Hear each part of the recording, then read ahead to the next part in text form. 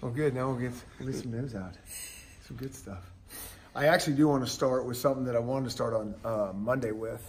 So we got two guys that are going to medically retire. One being Austin Joyner, and the other being Jared Pulu.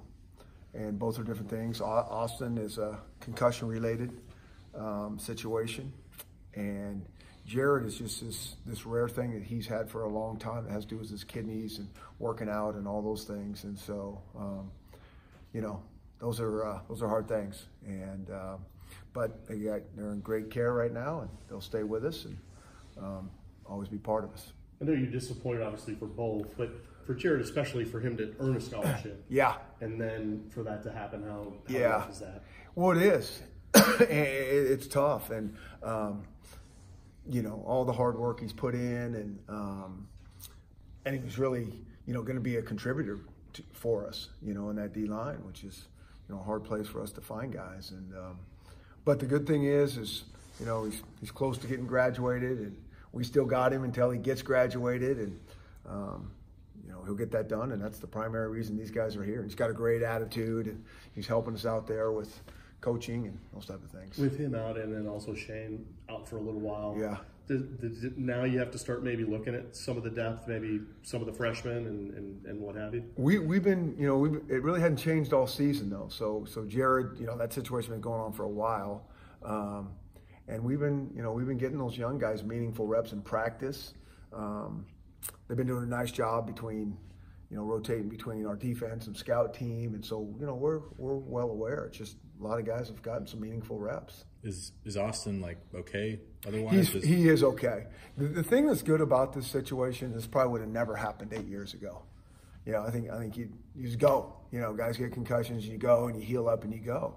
And I think everybody's just on top of this, where it's like, okay, how many has he had, and how serious is this, and everybody's hypersensitive to this situation, which I think is a good thing. Is it a cumulative thing with him? Or yeah, he's had a couple since he's been here, you know, and so the doctors are on that stuff very closely.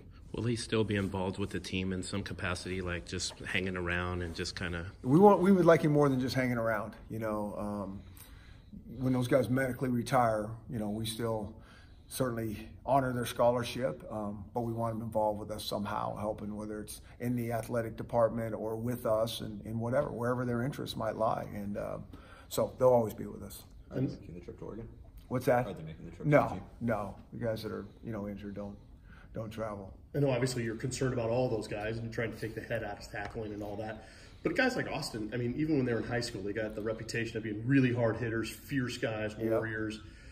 Do you almost have to, when you see those guys and you kind of know what their reputation is, do you almost have to take more care sometimes with guys like that?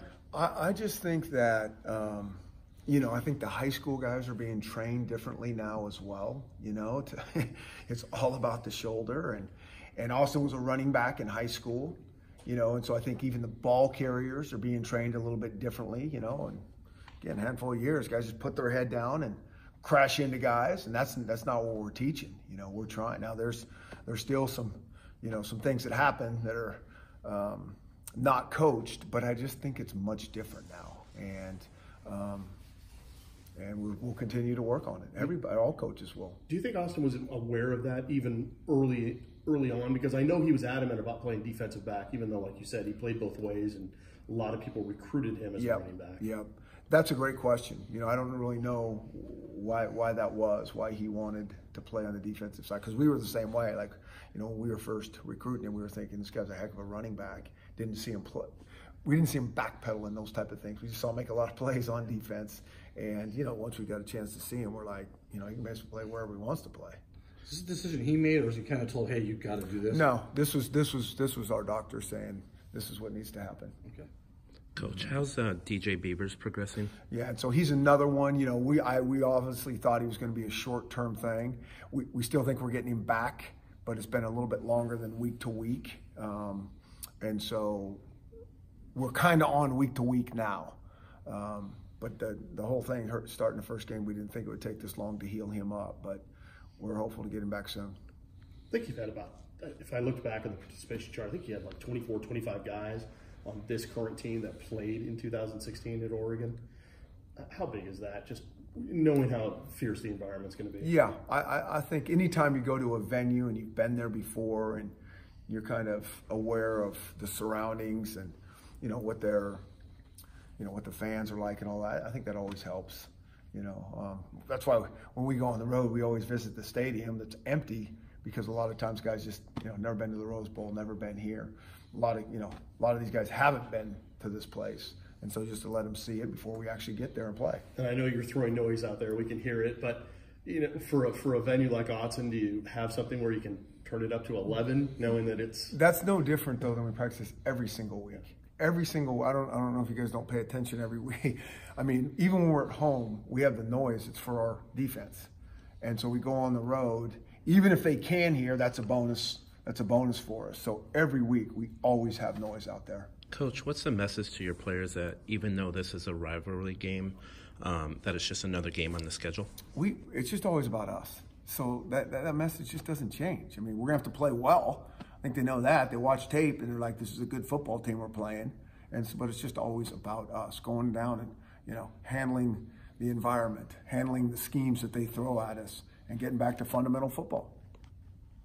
Obviously, haven't had the opportunity to actually return a ton of kickoffs this Yeah. season, but Yeah. what's your evaluation of kind of how that's gone? So I far? think that we haven't had a lot of opportunities, and then we get them. You need reps on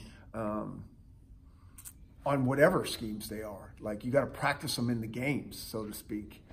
Because I say this over and over and over, special teams is very hard to practice, and especially a kickoff return situation, which they're basically trying to take that play away anyways. And a lot of teams are like, being smart with it. It's like, we can take the ball on the 25. We'll do that unless we get a kick we like. And so we haven't had many opportunities.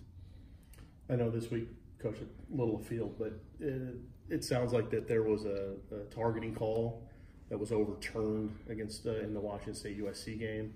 It was overturned by someone that's not part of the review staff. Have you heard I don't know about much. that? Or? I don't know much about that, Okay. to tell you the truth. Yeah, I mean, Just wondering about the precedent that might set. yeah, I don't know anything about that. I just know our responsibility in this whole thing. I mean, I can't tell you how much time we work on practice, but film clips every week that we're showing around the country.